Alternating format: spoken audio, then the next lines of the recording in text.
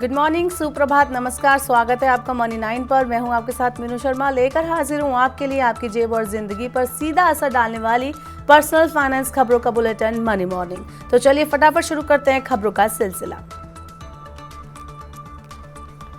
गेहूं की खरीद पिछले साल से आगे निकल गई है। सरकारी एजेंसी अब तक 262.48 लाख टन गेहूं की खरीद कर चुकी हैं। पिछले साल कुल खरीद 262.02 लाख टन थी। पंजाब और हरियाणा में अच्छी खरीद से कुल खरीद को बढ़ावा मिला है। पंजाब में 124.26 लाख टन, हरियाणा में 71.49 लाख टन, मध्य प्रदेश में 47.78 लाख टन, राजस्थान में 9.66 लाख टन और उत्तर प्रदेश में 9.07 लाख टन गेहूं की खरीद हुई है। गेहूं की खरीद आमतौर पर अप्रैल से मार्च तक चलती है, लेकिन केंद्र सरकार ने इस साल राज्यों को फसल की आवक के आधार पर खरीद करने की अनुमति दी है। अधिकतर राज्यों में खरीद मार्च की शुरुआत में ही शुरू हो गई थी। पर्याप्त अनाज भंडार से सरकार को पीएम गरीब कल्याण अन्न योजना के साथ ही बाजार में हस्तक्षेप कर अपनी खाद्यान्न आवश्यकताओं को पूरा करने के लिए एक आरामदायक स्थिति में ले आया है। दालों की महंगाई से फिलहाल राहत मिलती नहीं दिख रही है। दिल्ली में चने का भाव 7,000 रुपए प्रति क्विंटल के स्तर को पार कर गया। ऐसे में अब बेसन और उससे बनने वाले तमाम उत्पादों की महंगाई का सामना करना पड़ सकता है। आवक घटने और अनुमान की तुलना में उत्पादन कमजोर रहने की वजह से करीब 2 साल बाद चने का भाव 7,000 रुपए पर क्विंटल के स्तर को पार कर गया। 4 मई को चने पर इंपोर्ट ड्यूटी खत्म करने के बाद से कीमतों में 10% से ज्यादा की बढ़ोतरी हुई है। अनुमान के मुताबिक पिछले साल की तुलना में 2023-24 में उत्पादन घटकर 121.61 लाख टन रहने की उम्मीद है। 2022-23 में चने का उत्पादन 122.67 लाख टन हुआ था। कोटक महिंद्रा बैंक ने अपने सैलरी और सेविंग अकाउंट से जुड़ी कई सर्विस में चार्जेस को रिवाइज कर दिया है। ये चार्जेस सेविंग अकाउंट में minimum balance, free transaction limit, ATM transaction limit, standing transactional fail limit और चेकबुक से जुड़े हुए हैं। बैंक ने एवरीडे सेविंग अकाउंट के लिए मेट्रो शहरों में मिनिमम बैलेंस को 20,000 रुपए से घटाकर 15,000 रुपए कर दिया है। सेमी अर्बन के लिए ये सीमा 10,000 रुपए से घटाकर 5,000 रुपए की गई। ग्रामीण इलाकों में 5,000 रुपए के बजाय 2,500 रुपए का बैलेंस रखना अनिवार्य कर दिया है। Saving account, salary account, pro saving, classic saving account में ट्रांजैक्शन की लिमिट 10 से घटाकर 5 कर दी गई है। भारत के बाहर से आने वाली फर्जी कॉल्स को रोकने के लिए Indian cyber crime coordination centre दूरसंचार विभाग के साथ मिलकर काम कर रहा है। अक्सर विदेशों में बैठे घोटालेबाजों भारतीयों से पैसे ऐंठने के लिए प्रवर्तन एजेंसी के लोगों का भी इस्तेमाल कर रहे हैं। ऐसे रोकने के लिए I4C माइक्रोसॉफ्ट के साथ मिलकर काम कर रहा है। कॉल स्पूफिंग का इस्तेमाल कर ठग खुद को सीबीआई, आरबीआई, एनआई या बैंक कर्मचारी बताकर कॉल करते हैं। डिजिटल अरेस्ट के दौरान पैसा वसूलने के लिए अंतर्राष्ट्रीय fund transfer, physical gold, crypto currency और एटीएम निकासी जैसे माध्यम का इस्तेमाल किया जाता है। दूरसंचार विभाग ने टेलीकॉम कंपनियों को 6 लाख से ज्यादा मोबाइल कनेक्शन का फिर से सत्यापन करने का निर्देश दिया है। ये ऐसे कनेक्शन हैं जिनके बारे में संदेह है कि ये गलत डॉक्यूमेंट्स का उपयोग करके प्राप्त किए गए हैं। विभाग ने दूरसंचार कंपनियों को 60 दिन के अंदर इन मोबाइल नंबरों का फिर से सत्यापन करने का निर्देश दिया है। दूरसंचार विभाग ने आर्टिफिशियल इंटेलिजेंस के जरिए विश्लेषण के बाद लगभग 6,80,000 मोबाइल कनेक्शन को संभावित रूप से धोखाधड़ी वाले नंबर के रूप में चिन्हित किया है।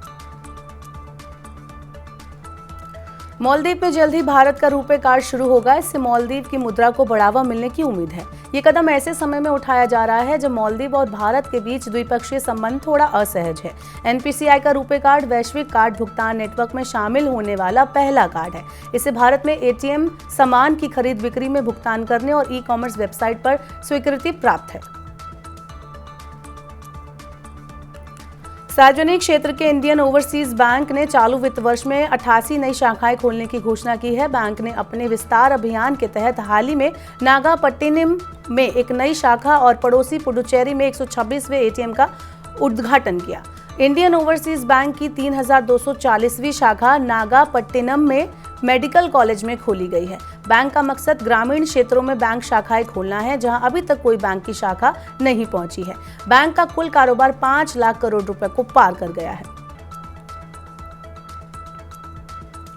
अब खबर रुपे कार्ड यूजर्स के लिए। रुपे कार्ड यूजर्स के लिए सीमित अवधि का एक खास ऑफर पेश हुआ है। इसके तहत रुपे कार्ड से खरीदारी करने पर 25% तक कैशबैक दिया जा रहा है। ये ऑफर 15 मई से लेकर 31 जुलाई तक अवेलेबल रहेगा। ऑफर अवधि के दौरान ग्राहकों को कनाडा, जापान, स्पेन, स्विट्जरलैंड, संयुक्त अरब अमीरात, यूके और यूएस में डिस्कवर नेटवर्क या डाइनर्स क्लब इंटरनेशनल पर की गई in store point of sale खरीदारी पर यह कैशबैक मिलेगा।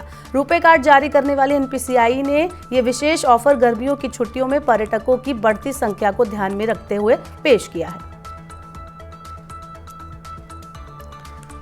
वित्त वर्ष 2023-24 की चौथी तिमाही में बेरोजगारी दर में मामूली गिरावट देखने को मिली है। जनवरी-मार्च तिमाही में बेरोजगारी दर 6.7% दर्ज की गई।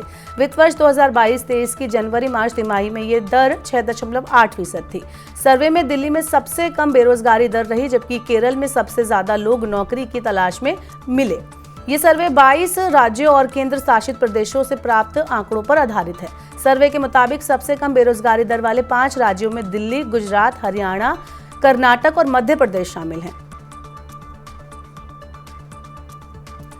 अपनी लागत को कम करने के लिए पेटीएम अब और ज्यादा कर्मचारियों को बाहर का रास्ता दिखा सकती है। मौजूदा वित्त वर्ष में पेटीएम अपने कर्मचारियों की संख्या में करीब 15 से 20% की कटौती कर सकती है।